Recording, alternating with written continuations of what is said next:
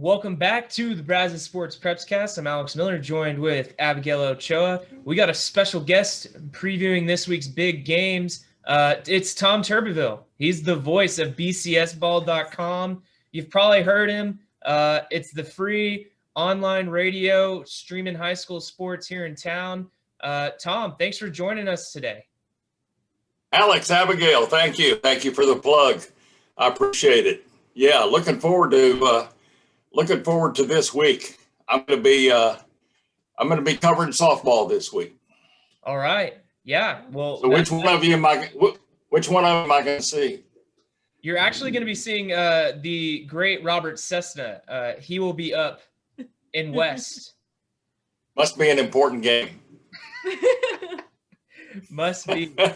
Well, yeah. Let's hit on the Lady Vikings first. They're playing in the regional final against Rockwall. It's been a pretty historic run for Bryan. They're seeking their first state tournament berth since 2003. It's no secret that Bryan's kind of lived off the success of Jess and Jackie Adams. That's pretty well documented. Tom, we can start with you. What have you really seen from this Bryan team as they've gone throughout the course of this season? Well, I think what I've seen is the support that the Adams sisters have gotten, and you all have done a great job doing features on people who are the last name of Adams in the last few weeks.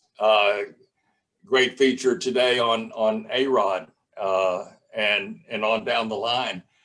Obviously they could not be where they are without the Adams sisters, but I don't think they could be where they are without the other 7 players that are on the field defensively and at the plate. So, it's just an amazing run, the way they have come back. And they swept Waxahachie, but then the way they have come back in the last 2 series and won the 3rd game in dramatic fashion.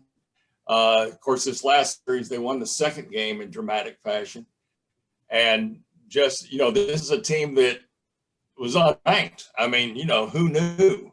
Yeah, they were doing great in their district. They went through their district undefeated in one district, but they weren't getting the respect of the coaches in the polls.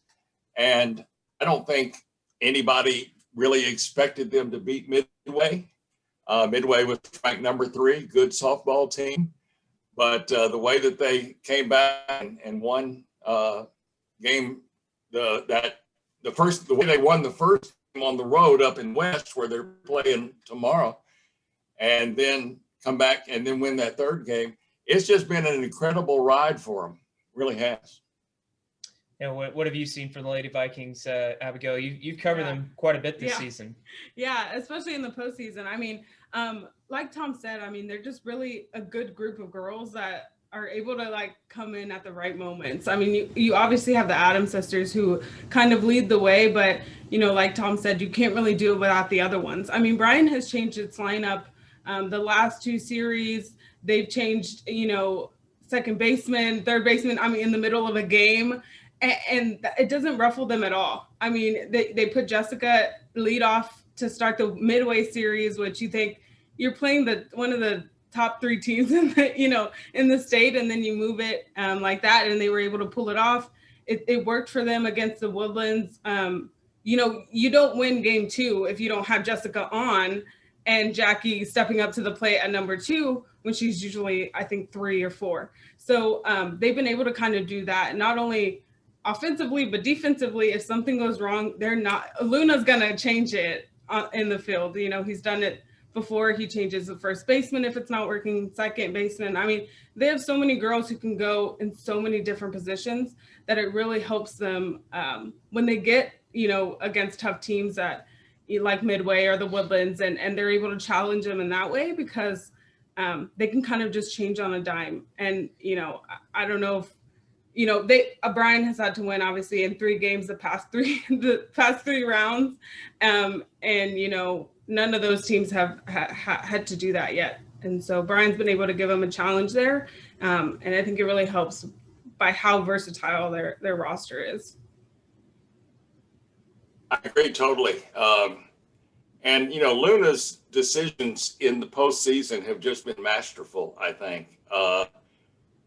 When we showed up at the ballpark and he had put Jackie number 2, moved her up from number 3 to number 2. And you scratch your head a little bit on that. But then the very first game that he did that, the second time around, I guess the bottom of the second inning or something like that, they had the bases loaded for Jessica, and I think I'm getting this. Our Jessica walked to load the bases, and then Jackie, jacks a grand slam, and that was the first time he did that. And it's sort of, opposing coaches have to really be scratching their heads and thinking, okay, we would intentionally walk Jessica or, pitch around the plate, not give anything even close to hit, but it's a pick your poison type of thing now. You're really gonna risk walking Jessica to get to Jackie? I don't think so. Not only her too. You have Kylie who's coming in third. It's not like you don't have a break as to where like, oh, it's okay if I get past Jackie, it'll be fine. Because then you got Kylie who hit a homer in game 2 to get them back in the game against the Woodlands. And then you have A-Rod, who you mentioned we just did the feature on. She's also versatile in so many different ways and is a great base runner for them. She leads them in career stolen bases. So, like you said, Tom, it's just a one after another. Yeah, and I think Kylie has home runs this year. So you got your first 3 batters. I'm sorry, Alex. You got your first 3 batters home run wise have hit 22, 16, and 9 home runs in your first 3 batters. Yeah, I was just going to add, I think Cease mentioned in his story how Alexis Rodriguez, she didn't get a hit at all last week against the Woodlands, but she still reached base like 8 times because she walked. And, she's one of their top run producers. She's very fast on the base paths. So being able to just get her on, even if she's not, getting base hits, that is still huge. And we saw that last week when the Woodlands pitcher, she was kind of all over the place. She gave up a lot of free passes. I think I totaled 13 in that game 3 when I was out there at Grand Oaks High School. And right. That's how Bryan scored the game winning run. They needed an insurance run there in that 6th inning, and she walked a run in. And so, that speaking of free passes and errors though, that's something that I feel like Bryan needs to improve on this week. They have got to eliminate some errors. There's been too many mistakes, too many bad plays that's led to a lot of unearned runs. It hasn't caught up to them yet, but if this continues, you think at some point it might, when Bryan needs it not to. Yeah.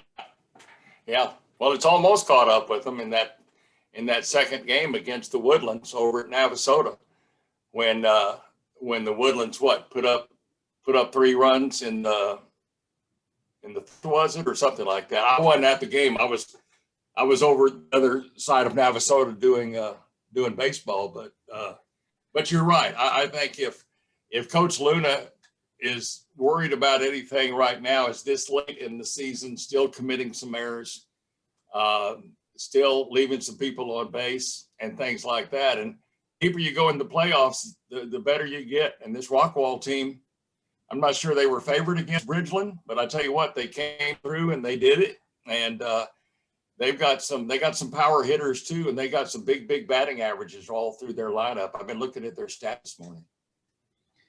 Yeah, I was talking with Cease, I think it was yesterday actually, and we were talking about how good Jess Adams has been, not only in the circle but at the plate too. A comparison that I kind of drew.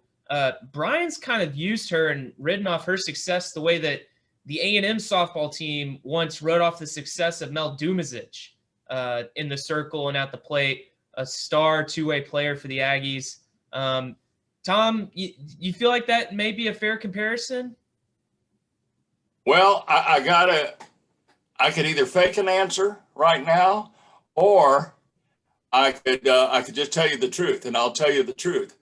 I've only been seriously paying attention to before this year. for just 2 years and 9 games. So I'm not as up on the history of Bryan softball as you all might be. So yeah, sounds like a good comparison to me, Alex.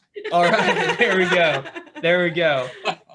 Well, I guess kind of the last thing, off the field, something that I've noticed is the community support for this Bryan softball team has been really strong. They had the big send-off at Johnson Elementary School last week before the game 3. The stands, I think all 3 of us have seen, they have grown in attendance throughout the playoffs. Friday's game was standing room only. You had students come on a bus that were standing in the baseball stands behind the outfield. I think Coach Luna's going to have to start figuring out a venue that's big enough to hold all these people. How unique has it been to see the city of Bryan and just people at Bryan High School kind of rally around this softball team? Oh, it's been fantastic. I mean, you said it all right there. And it's something that Bryan has needed in their athletics. I mean, face it, over the last few years is something to rally around. And this softball team, and I think it doesn't just go back the last couple of years with the Adams sisters or even the last 14 years with Coach Luna in charge, but even before that, they established a history under Janice Williamson. Winning a state championship in 2002, going to Austin a couple of other times. They established a fan base a long, long time ago. And some of those people that were cheering them on at the beginning of the decade, well, their kids have now graduated and they're cheering them on now. And some of their kids are actually playing now. So it's in the softball world, Bryan High has been on top for a long time. Sure, they've had up and down years, but it doesn't really surprise me, but it's something that's really, really great to see. And I'm really glad that the first 2 games now are going to be in West, which is only about an hour and 20-minute drive away, rather than having to go to West, Midlothian, and then back to Midlothian and all of that. So hopefully Bryan can take care of them in 2 games at West. Who knows? There you go. What about you, Abigail? You got what are your thoughts on this week's series between Bryan and Rockwall? Yeah, well, it'll be interesting. I mean, I don't know too much about Rockwall as a team. Obviously, I've never covered them or had to, but they've also had to win the last 3 rounds in 3 games like Bryan, so we know they have that same fight. Like Tom said, I'm not sure if they were expected to win over Bridgeland, but they did, and that's all that matters at this point. Bryan wasn't expected to win against Midway. It looked iffy against Woodlands until that game 2. So it'll be interesting to see these 2 teams kind of come together and what they can do. And I'm excited for it. I'm excited to listen to it and watch it and things like that. But I think it's going to come down to those errors, like, from Bryan and capitalizing on those opportunities. In the past 2 series that I've seen, they've left, a lot of girls on some bases loaded situations. So I don't think they're going to have a chance to kind of ride by those, and they're going to have to bring those girls in and really, really reduce those errors. I mean, they've been able to bounce back these last few rounds, so we know that they can do it regardless if they win game 1 or not. But I think it's going to be really important. And we mentioned the fans obviously has been a huge thing for them, and I think game 1 and game 2 in West is going to be crucial for them, because I think Midlothian might have a capacity limit at their stadium. So it's going to be really important. You don't want to go to that game 3 and not have those busload of kids and all the parents and their families and things like that cheering you on, especially in a game 3 like that where you need it the most. So it'll be really interesting to see how these 2 teams come together and what Rockwall's bringing really, as far as their power and things like that. But from what I can tell, it's 2 teams that have been fighting to get to this point, and nobody wants to go home. So I'm excited. I'll give you just a quick scouting report on Rockwall. Yeah. They've got 1 pitcher who threw all 21 innings against Bridgeland. Her name is Ansley Pemberton. They've got 4 batters in their regular lineup that are hitting over 400. They've got one long ball hitter with 11 home runs. Her name is Ashley Miner. And they've got a team batting average of 376. And, so they're where they are for a reason. Yeah. For sure. Well, like we said, game 1, Wednesday night, 6 p.m. in West. Game 2, back at West at 6 p.m. on Thursday. Game 3, if needed, up in Midlothian at 6 p.m. again. That'll be Friday night. You can listen in to Tom on the call this week and check out our game coverage at theeagle.com. Let's keep this thing rolling. Shift it over to the baseball diamond. College Station Baseball. They are playing undefeated Friendswood, top ranked in the state. One of the top ranked teams in the nation, actually, in the 5A Region 3 semifinals this week. Game 1, Wednesday at Houston, U of H's stadium. Is that Schroeder Park? Schrader Park? Schrader, yeah. Schroeder. Right. It's kind of interesting to see how the Cougars have come along in the playoffs. They've really found their mojo this postseason after ending the regular season on a sour note. They had a chance to win the district championship, end up finishing third after they dropped those 2 games to Magnolia. They've been rolling, though, aside from that one loss to Austin Anderson. Right. I mean, they're the only district team still playing, right? I believe. So, yeah. I mean, and my first thought is, first off, what a thrill for the kids on both teams, both Friendswood and College Station, to be able to play in Division I ballparks this week. They're going to play at UH, and then on Thursday they're going to play at Bluebell Park at Olson Field, and then Friday, I guess, is still to be determined what they're going to do on that. But what a thrill it is for them, and to win a couple of series and go to the regional semifinals and to earn that. That's a real thrill for them. But there's no doubt about it. The Cougars have their work cut out for them. Friendswood is number 1. They're undefeated, right? What, 29-0? 29-0. Yeah, 29-0. And they've got a kid who I believe I was listening on their version of BCS ball at the end of that second game last week. And, they got a kid that had 10 RBIs in that last game, and he's an Aggie commit. Yeah. But I think he's so good that he might not ever, the only time he might step foot at Olson Field might be on Thursday. I think he's you're right. that good. He's that good. Yeah. He may be going straight to the pros. So, they've got their work cut out for him. Yeah, the guy Tom's alluding to, Isaac Pacheco, he's about as good a hitter the Cougars are going to see. A&M signee, he knocked in 10 runs the other night against Port Neches Groves. He's batting over 500. That's pretty remarkable. He's going to face a good one on Thursday, though. Fellow A&M commit, Blake Bindrup, who's just been dominant on the mound. But I think the real story for the Cougars' success this postseason has been the ascent of Cole Broadus on the mound. You think about the way he pitched the very first game against Kingwood Park, the way he pitched last week against Porter throwing the 2-hitter. I mean, his surge has been pivotal for the Cougars after they lost Rylander Banzik for the year due to injury.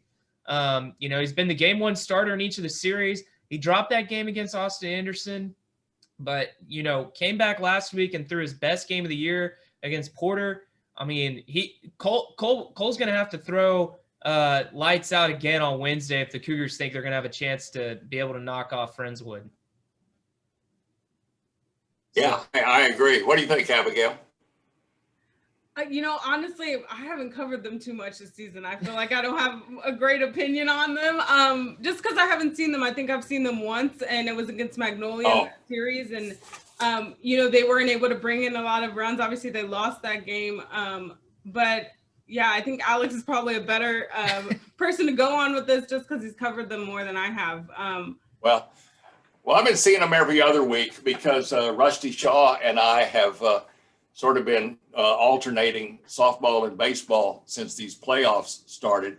And I did baseball last week in the Porter series. And Porter was probably not as quality a team as Anderson.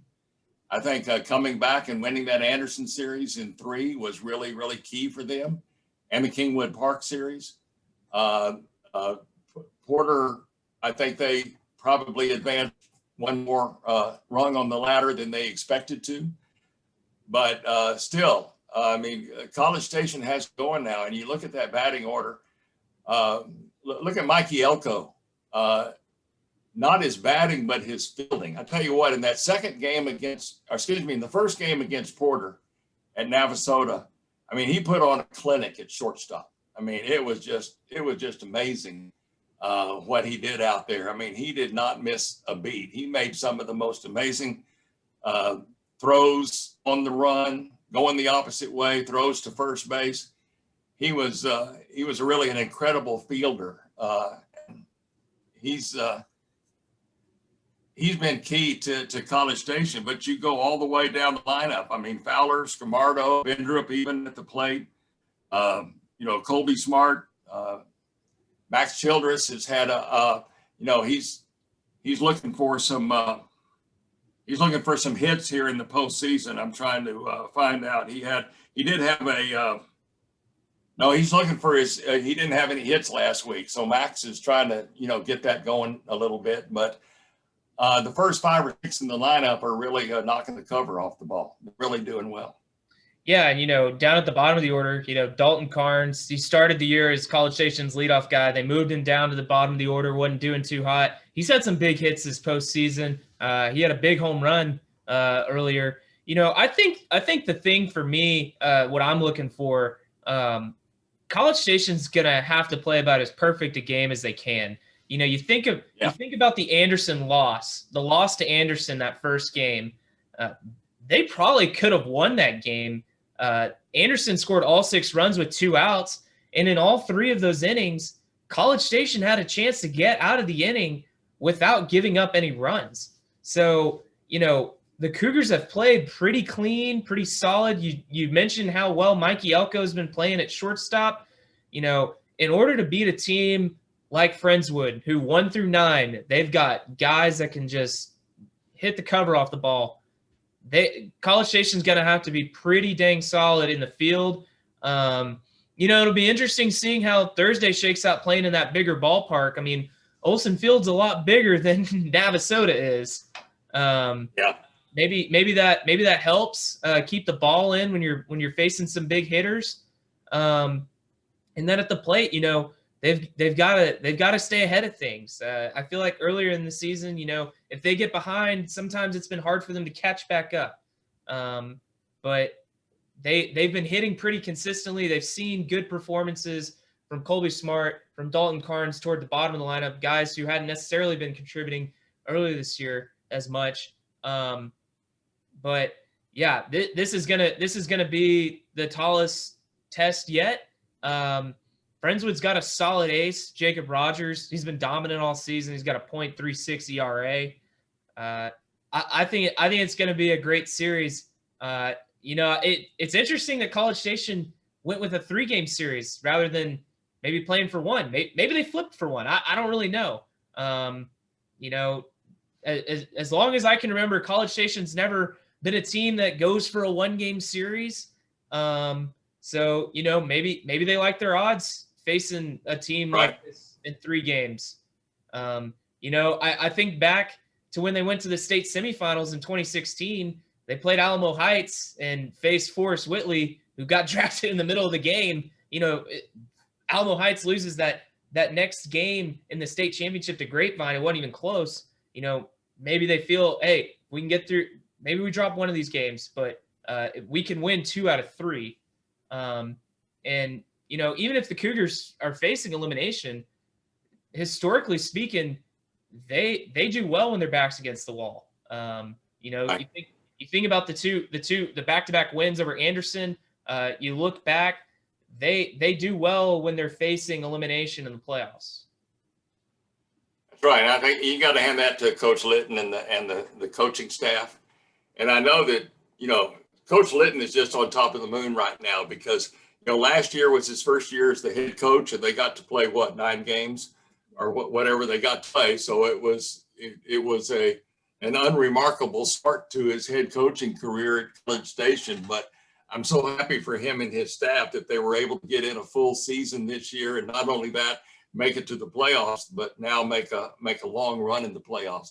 And he's got a good ball club, but they've got to be extra good this weekend. I'm just happy they're getting to play at UH and at Bluebell Park again. That's going to be we know how fun it is to cover games out there, and it'll be fun for BCS ball to be out there. It'll be the first time we've broadcast from Olsen Field. We've done Davis Diamond. Now we're going to do Olsen Field. Yeah. That'll be fun. There you go. Yeah, you think about it. This is the fourth round of the playoffs? Yeah. When you're getting this far, it's probably a good thing to start playing at some of these bigger venues, because if you're going to make the state tournament, you don't want your first exposure playing in a big ballpark to be Dell Diamond. I mean, that is a big park. There's a lot going on. You want your guys to have been around some of that bigger atmosphere. Maybe there's a few empty stands. There's going to be a lot of people at the game, I'm sure, but those stands aren't going to be full. Right. So, probably good to start getting some of that exposure if you have hopes and aspirations to keep this thing rolling past this week. Exactly. One thing that I did want to note, this is College Station's third appearance in the regional semifinals, and the only other two times they've made it this far have ended with this trip to the state tournament. So history's on the side of the Cougars. I guess we'll see if they can keep that streak going.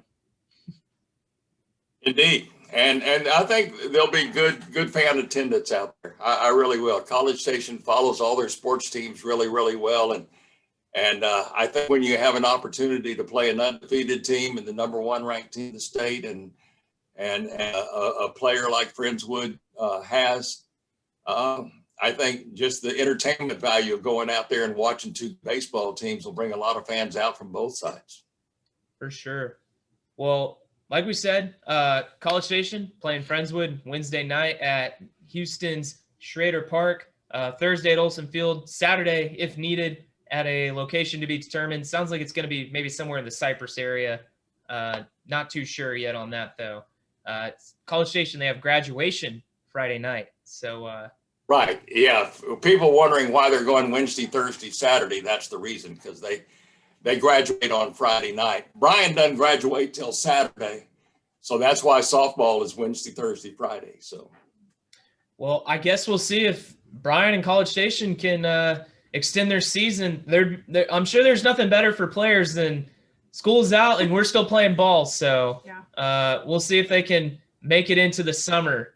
Tom, you got any final thoughts before we go? I'm just looking forward to it. I think if the weather forecast is right, this rain that we're getting today is going to stop by tomorrow, and we should be dry. Might rain again in the weekend, but so that's a good thing. West is not a long trip. Go up there to watch some softball. Stop at the two restaurants there on I-35. Get some good food, and West is a nice ballpark. We were there for one of the first of the Midway series. We were there when it moved there. So Bryan has played there, so that'll be good. And then really looking forward to us covering games at UH and at A&M. For sure. Abigail? bcsball.com. Yes. Just go there. I'll get in all the plugs I can. Eagles been around for 1,000 years. I've only been around for 2. I need to get my name out. There you go. And I'm guessing Rusty is going to be on the call down at Houston. Yes, he's doing the baseball, and I'm doing the softball. All right. But you can hear them both on, what was it? bcsball.com. Hey, we got to plug Tom. I don't know if y'all have ever tuned into his broadcast, but he'll plug the Eagle every now and then. So we're scratching his back. Oh, yeah. He scratches ours. Oh, yeah. When I first met Abigail, I had her on the radio with me. I was trying to make her a radio star. I know. It didn't work. I was trying to. As much as I can do, I think. I write for. That was one of the 7 games that we did last year. It was Consol. It was actually the last baseball tournament. It was the last game before everything stopped in March of 2020. That's when it was. I know. So I got her on just in time. I know. He almost took me away from y'all, but I don't think it's for radio. All right. Well, thanks everyone for tuning in to the Brazos Sports Preps Cast. Hopefully we'll be back next week talking more diamond sports. Thanks for tuning in. That'd be nice. See you next time.